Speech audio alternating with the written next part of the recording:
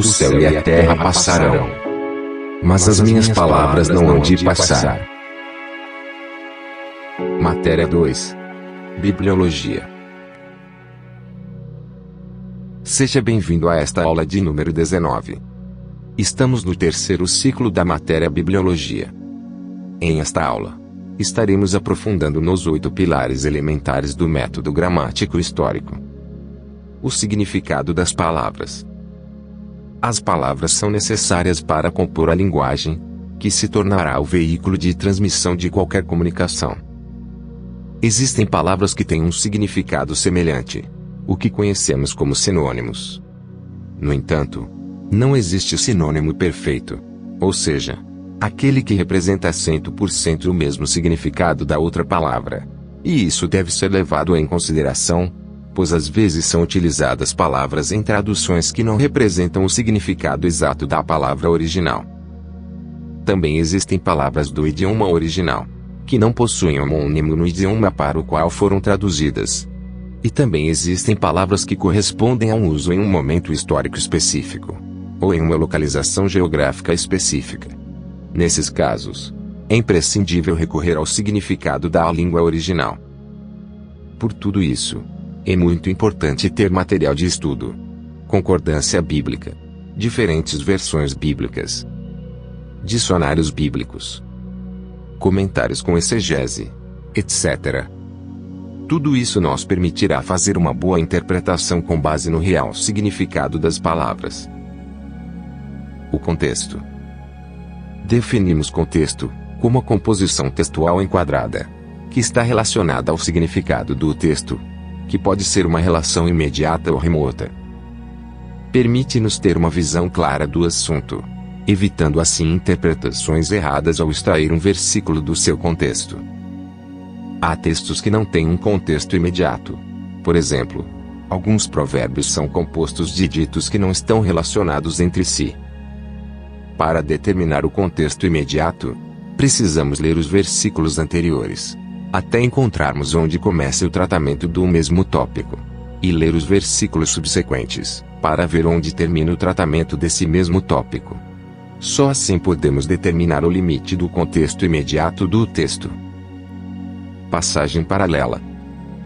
Chamamos de passagens paralelas aos textos que tratam do mesmo tema, mas que se encontram em lugares diferentes da Sagrada Escritura. Por esta razão, devemos descobrir se existe alguma passagem paralela do texto que vamos estudar. Assim teremos um campo de visão mais enriquecido sobre a mensagem que o autor quer transmitir. Lembre-se que existem escritores diferentes, mas há apenas um autor das Sagradas Escrituras. Portanto, há apenas uma única mensagem, e nunca se contradiz. Analogia das Escrituras.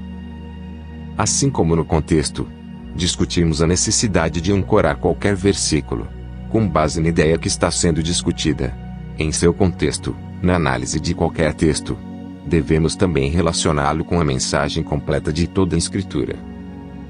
Podemos então estabelecer que manter a analogia da Bíblia é submeter o texto a ser analisado, à luz da mensagem geral da palavra. O propósito. O propósito do texto transmite a intenção do Espírito Santo de mostrar um fim. Por exemplo, os 4 evangelhos têm 4 propósitos diferentes.